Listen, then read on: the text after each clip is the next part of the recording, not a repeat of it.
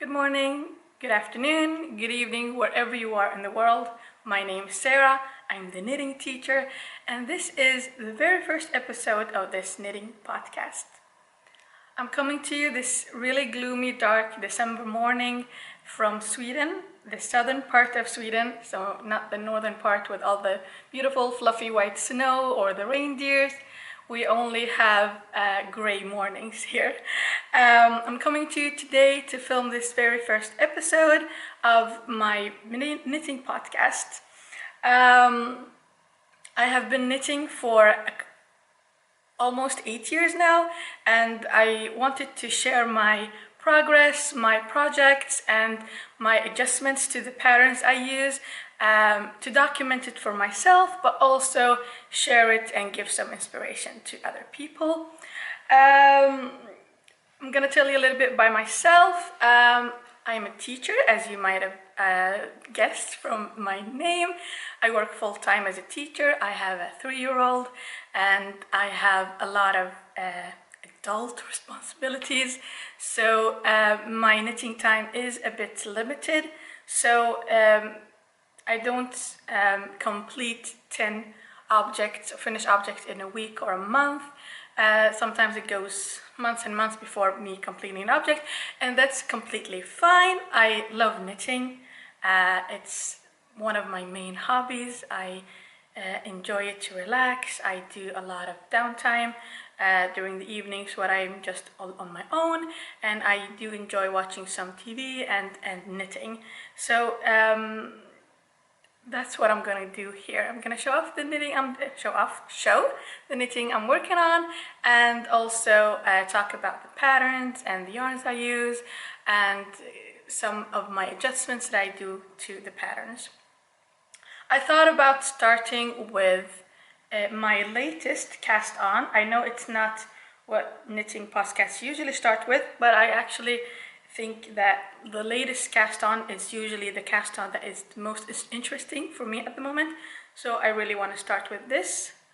I'm gonna put up a picture. This is the Fern sweater by Knitting for Olive. I have done the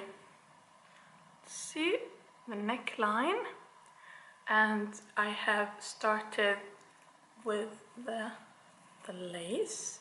It is a gorgeous pattern. It looks a lot more complicated than it actually is. If you are unfamiliar with lace, this is a perfect project to start with, because it looks very elegant and nice, like very professionally done, and that makes it look a lot more complicated than it actually is. It is just a 3 pattern repeat. When you come to the lace, it's just a 3 pattern repeat. One of the, I don't want to tell too much because it is a paid pattern, but it's, 1 row is the actual lace formation of the eyelets, and then 2 rows just regular knitting, and it is beautiful. Not that forgiving if you do have a mistake or two. I think I made a mistake. It's not gonna be visible. What I did, I'm doing this in size XL because that is the size that was closest to the measurements of my bust, but I'm working on 4mm needles instead of 4.5 that was suggested in the pattern, because that was the needles I got the gauge on. So I chose to do the XL instead of the L, because I would have used the smaller size, because I do like sweaters and garments that have smaller positive ease. I don't like that much positive ease. I don't do a lot of oversized. But since this is done on smaller knitting needles, and I think that will work itself out. So smaller needles, the bigger size, which is actually the actual size. It doesn't really specify how much positive ease this pattern will give. I don't think it's a lot, but I think it will look good, quite stretchy. I also work the ribbing and in my 4mm. I usually do that. I don't like to have very tight rib, and I am quite a tight knitter. I'm working this on for the first time in my life. I have bought Knitting for Olive yarn. I never buy their recommended yarn because I like to experiment. So this is the Knitting for Olive. So I'm gonna put it against the white of my sweater. See, taste lightning. I'm so sorry. Okay, so this is dark green color. It's called bottle green. It has this wood skogsgarn in Swedish. It's this green bottle colored color. This is the merino, the Knitting for Olive, and this is also the matching mohair, silk mohair, soft silk mohair. The soft silk, this is the first time using either of these. This is not sponsored. The soft silk mohair is slightly on the yellow side, so it's supposed to be a perfect match, but I don't really think that it looks like a perfect match. I'm gonna put a picture up of how it looks when knit.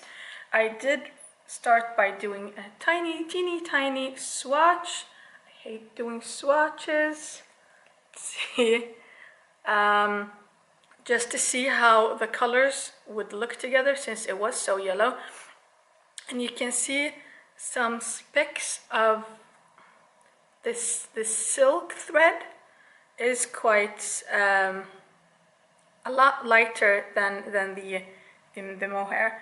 I don't like it because I really like solid colors when it comes to textured or lace knits. So that bothers me a bit, but hopefully it won't show that much when the sweater is done, or it will be fabulous and fantastic, and I will love it anyways, hopefully. So this was actually my Christmas cast on. I don't know where that term comes from, but I've heard a lot of knitting podcasts use that term of the project they start on Christmas, and this was something I wanted to try out. I also liked to try something new, and I casted on using tubular cast on for the first time ever. I think it worked out quite okay. And I have this really weird thing with my ribbing. When I turn it inside out, it gets this really prominent knit instead, and then a really deep dip with the pearls. So this is the wrong side, and this is the right side. Let's see, I have a picture of it as well. Okay, you can see it a lot better when I do it like this. And I thought that this one was a little bit more botanical in texture, so it was a lot more closer to the lace pattern, which is supposed to be really luscious, beautiful. I think the inspiration is the luscious, beautiful leaves of the fern plants. So I turned the work inside out a couple of centimeters after I've done the ribbing. So I got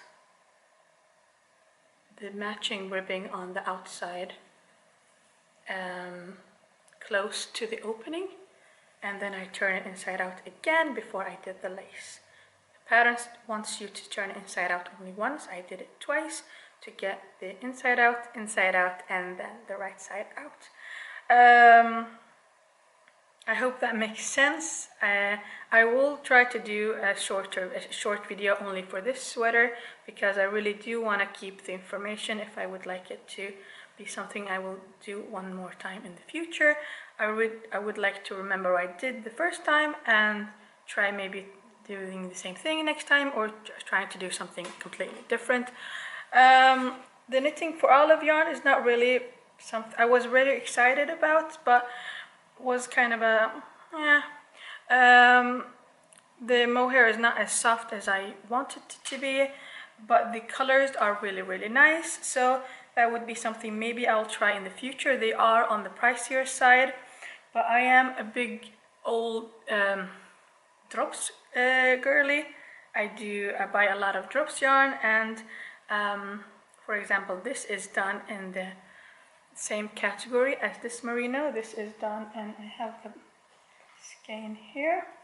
This is drops baby merino. It's really beautiful. So drops also have a lot of really nice color selections. Some are more of them on the vibrant side.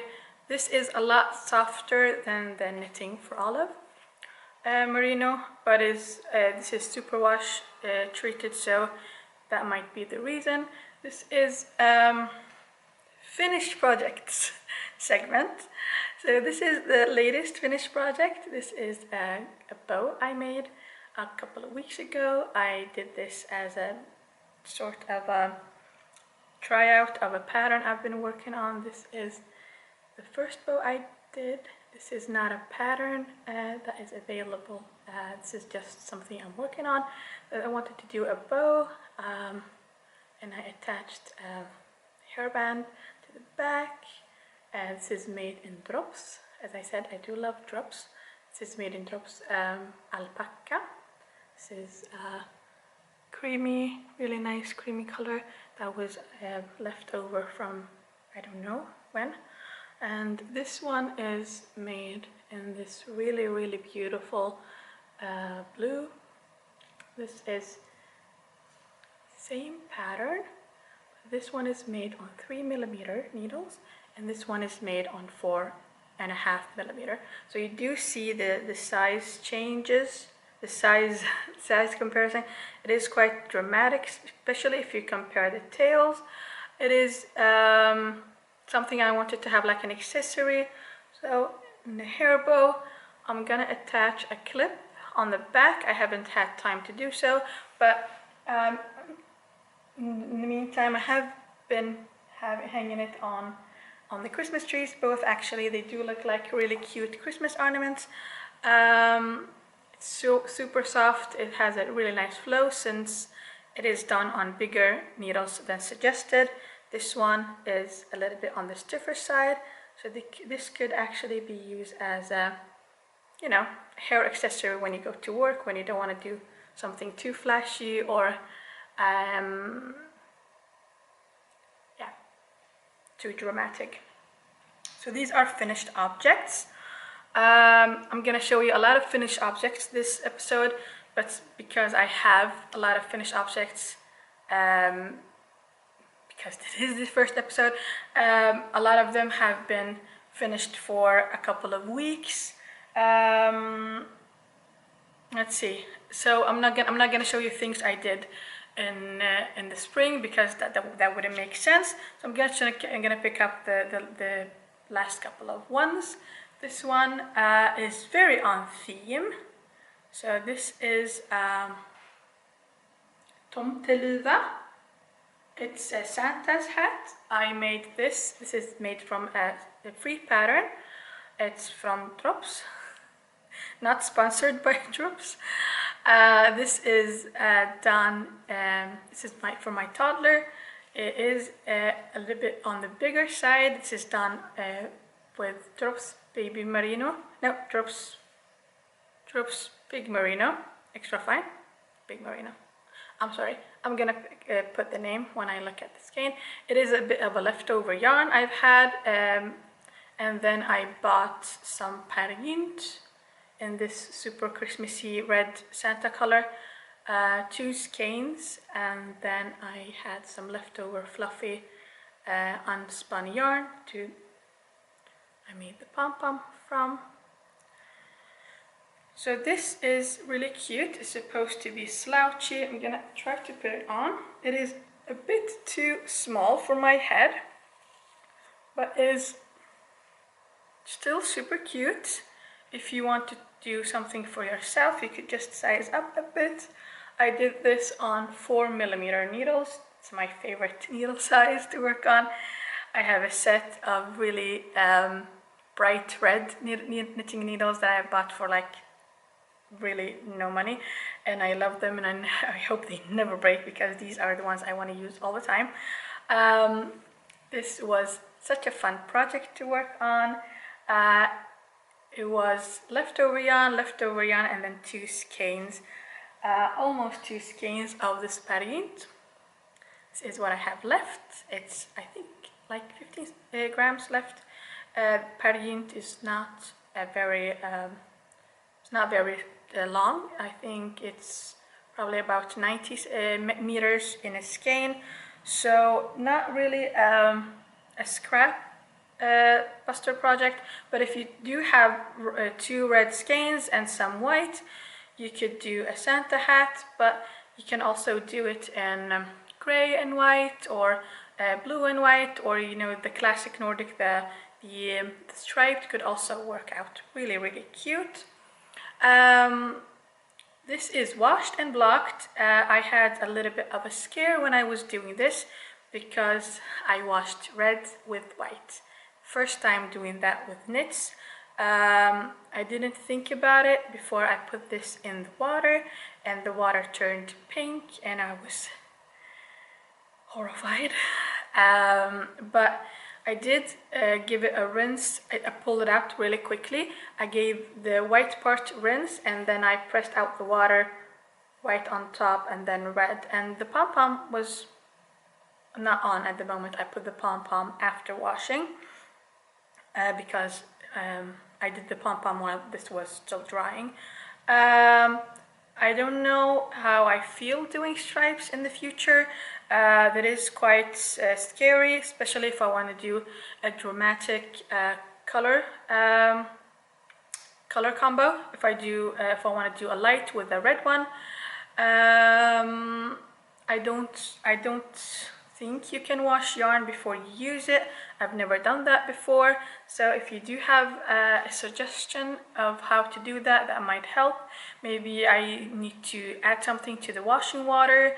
I did use wool detergent that I have been using for many years, and I know is really good, but I've never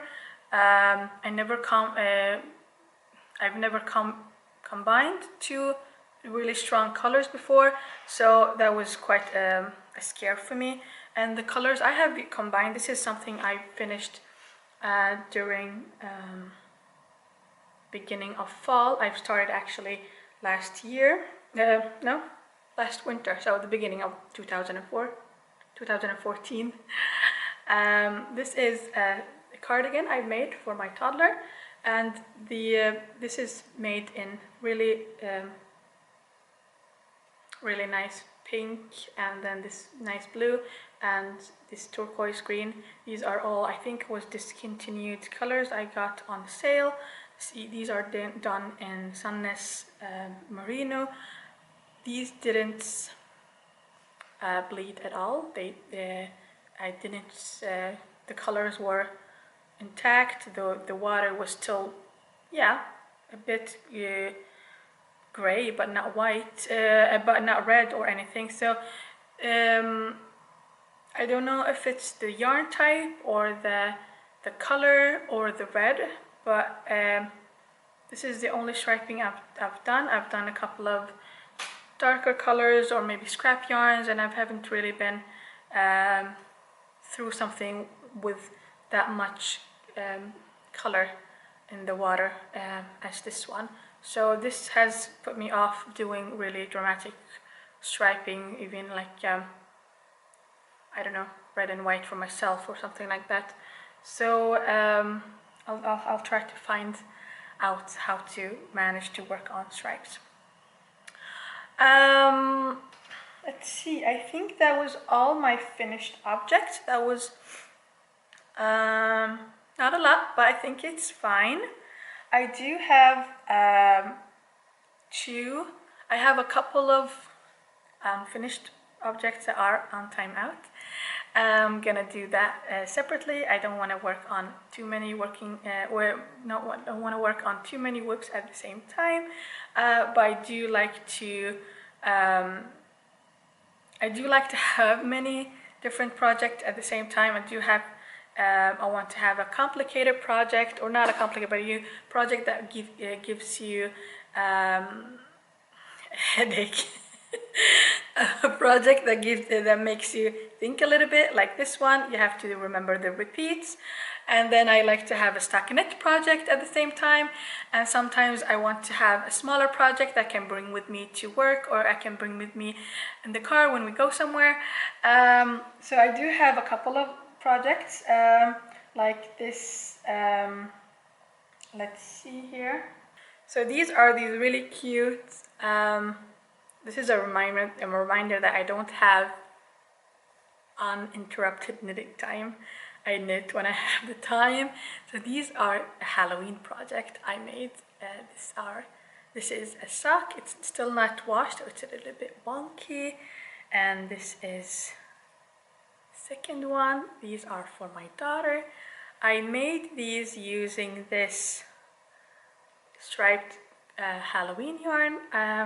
I got inspired by a knitter that I really like watching on YouTube. It's called the channel called Nee Knits, and she does these really nice sweaters and projects. And she did these. She called them spooky socks, which was with this striped spooky yarn, Halloween yarn, and she gave them a green heel and a green toe, and I loved these socks so much. I wanted to have my own, so I looked up a regular free pattern and then cast it on, and I did the creases wrong, but I did the green heel really, really nice, and then the toe was also correct. They fit me. I have size 37. And then I made a pair for my daughter to match, and I am stuck on Second Sock Island. These are done on 3mm needles.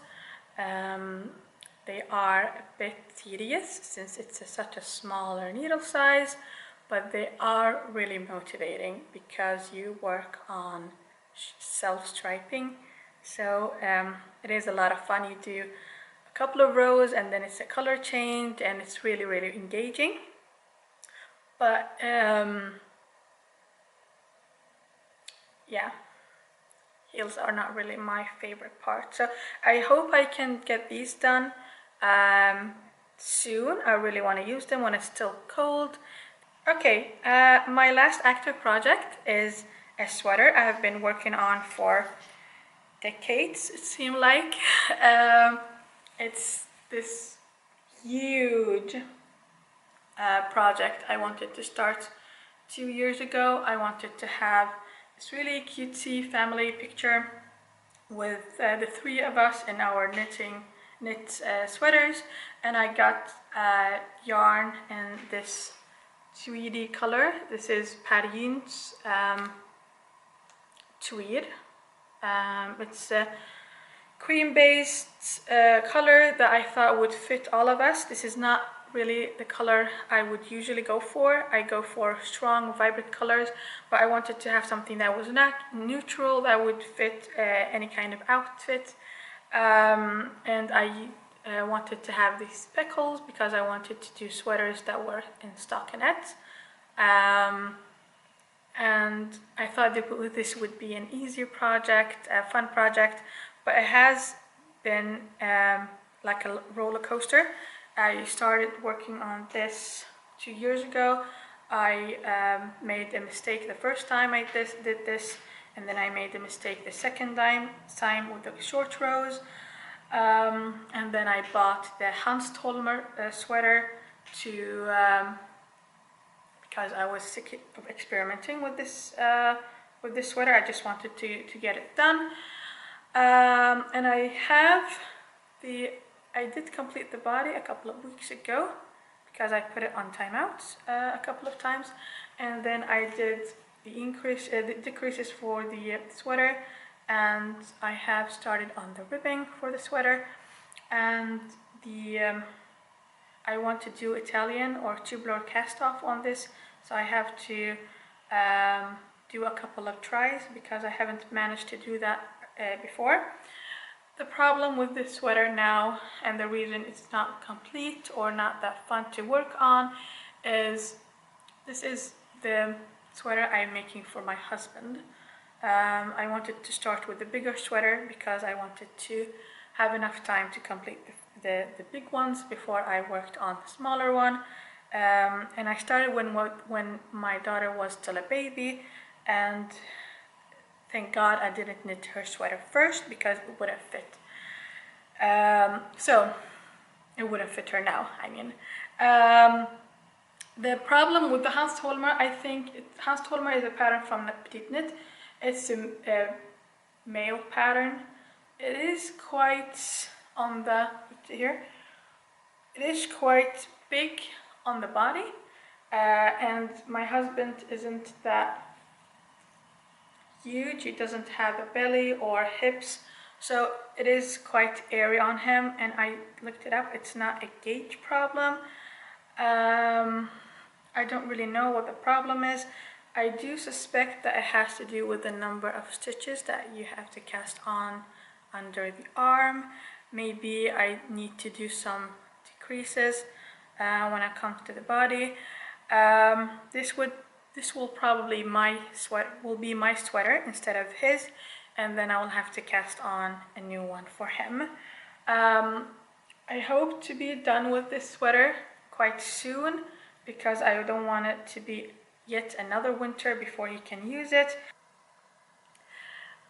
Okay, thank you for joining me today. I really do hope that you enjoyed watching me talk about something that I really love, and I wish you a very nice winter break, Happy New Year, and hope to see you in the next one. Bye!